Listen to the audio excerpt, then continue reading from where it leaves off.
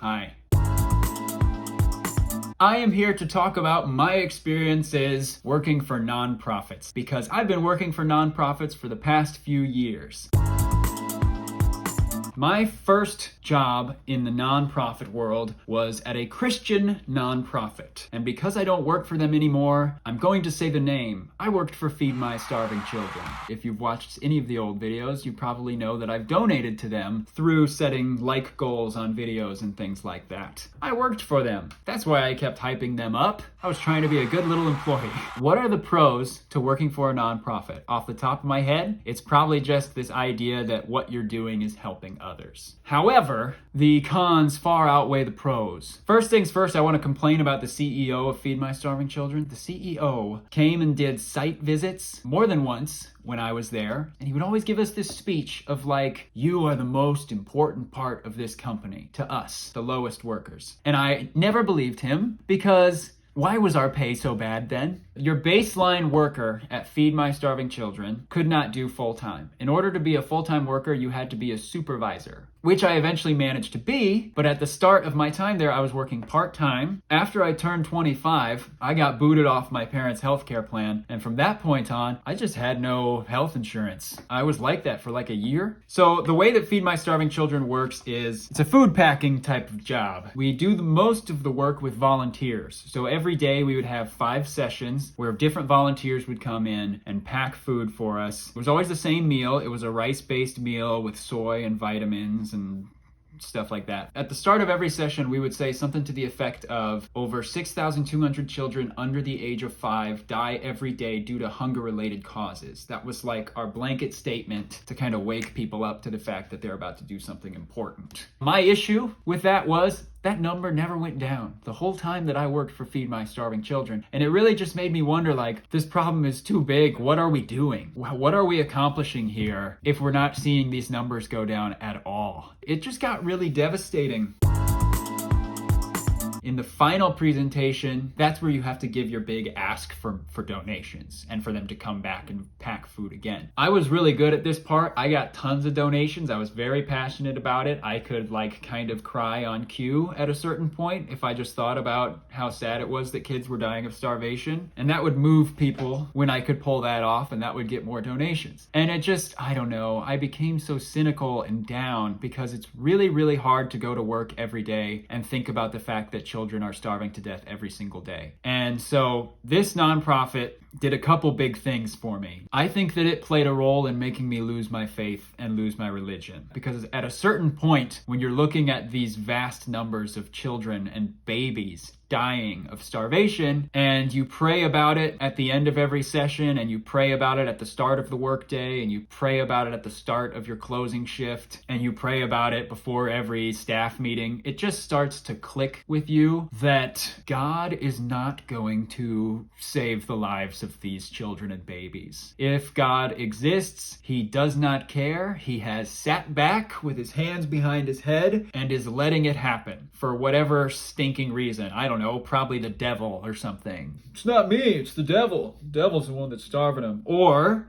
the excuse would be, Adam and Eve ate that fruit that one time that I told them not to, and they messed everything up. I don't know, I don't buy it. God was not on our side. They like to talk about the great impact that they've had and that it's all thanks to God, but I don't really see it, if I'm being perfectly honest, because those numbers never went down. We are never going to end world hunger through the donations of working class people and the volunteer hours of working class people. The only way that we will end world hunger and end this epidemic of children starving to death is if governments actually sit down and say, we can't allow this to happen anymore. Maybe we need a brand new constitution that says children shouldn't starve to death or grow up in poverty. That would be awesome. That to me is what's going to fix things, because we know that it's not the billionaire class that's going to fix things. We've seen billionaires be told that $6 billion would make great strides to ending world hunger, and the billionaire refused to do it, and then the billionaire turned around and paid $44 billion to buy a freaking social media platform, which isn't even relevant anymore because I deleted my Twitter account. Twitter is not relevant anymore. I'm not even on it. In order for a billionaire to have hundreds of billions of dollars, many, many other people have to be in poverty. That's how they get that ridiculous amount of money. It has occurred to me that to end world hunger, a lot of work must be done, and it must be done from the governments of the world's level. And until that happens, I mean, Feed My Starving Children is clearly doing some good. We were able to tell these heartwarming stories. We had pictures of like scrawny little skeleton babies who turned into healthy babies after they ate our food. So we were doing some good, but it's not enough because the numbers aren't going down. It's not enough, and it never will be, and it's unacceptable. It is unacceptable to shift that burden of children starving onto charities and nonprofit organizations. The governments of the world should be involved in fixing that. But instead, the governments of the world are all involved in getting rich because capitalism is a freaking cancer. Think about what cancer is inside a body. It is cells that think that they can just keep on growing and keep on producing. Wherever they are, if they're in your lungs, they fill up your lungs, or if they're in your brain, they fill up your brain with cancer cells until you die. And then the cancer dies with you. And so we, right now, I think, are like the cancer on the world. And this capitalist system is the system that thinks that it can just keep growing and keep growing. And it's not going to. It's going to hit a point where it kills the earth and we will die with it. And that's my take on that.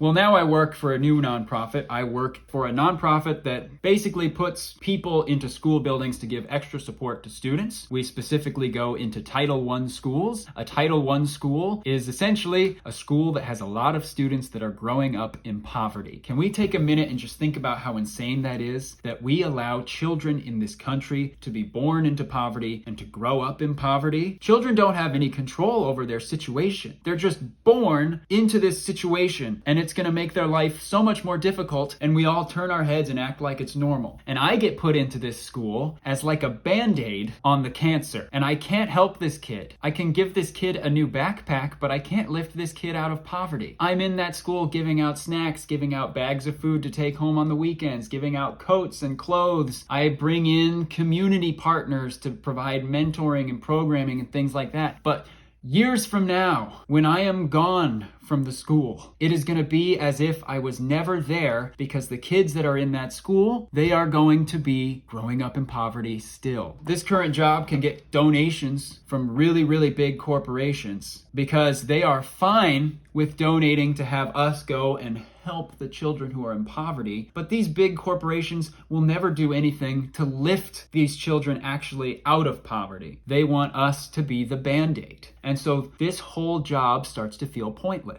Back in August, before the school year started, we were doing these meetings. And one of the meetings, they had this high school group come in and they told us a story. And then they asked us to finish the story. And it was an incredible portrait of what's happening here.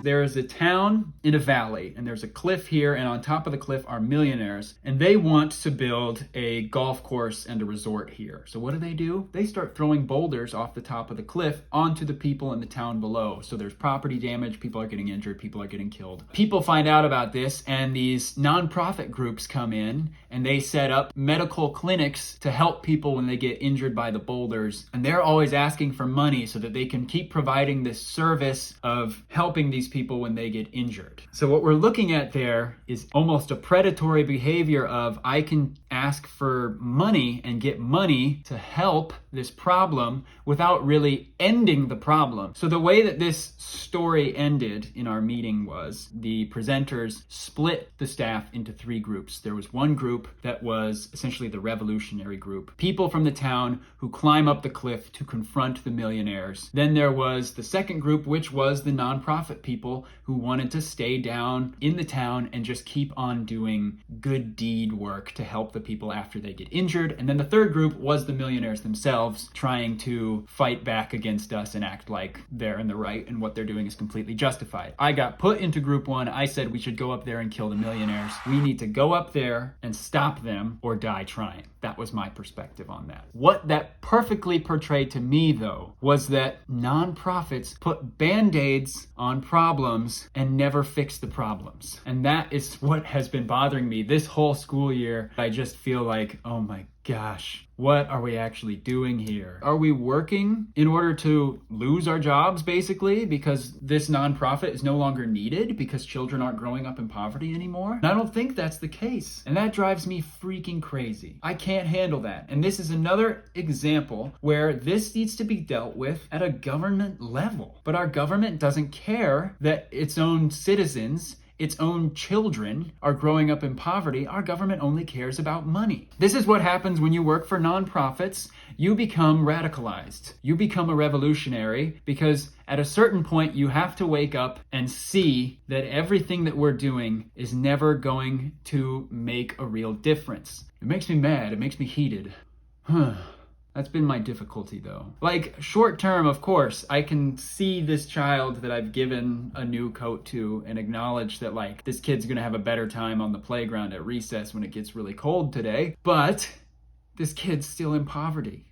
And that's beyond me. This job has also had its issues, I think, with maybe supporting staff. We did have some meetings at some point with our CEO and everybody where they were asking like, hey, what do y'all need? A lot of people said we need more money. One person I think even said it's hard to be in the school every day helping children cope with poverty when you're right there with them. And if that is not a damning statement, I don't know what is, because now I'm at a point in my life where I'm like, I don't want to be controlled by a desire for money. I desire more time. I don't want to be working 40 hours a week. I don't want to live for a 2-day weekend. I think a lot of people don't want to work for a 2-day weekend. I think people are starting to realize how arbitrary that is. So yeah, I got into nonprofits because I knew for a fact that I wanted to do something that helped people. And now at this point in nonprofits, I don't know how much longer I can handle it. I don't know how much longer I can take this feeling of pointlessness and despair. It's a bit much. Thank you for watching. Won't you hit subscribe? Won't you hit like? Won't you hit leave comment, type comment, and then click post and leave comment? Won't you do those things? Please? Oh, what a twisted world we live in. Goodbye.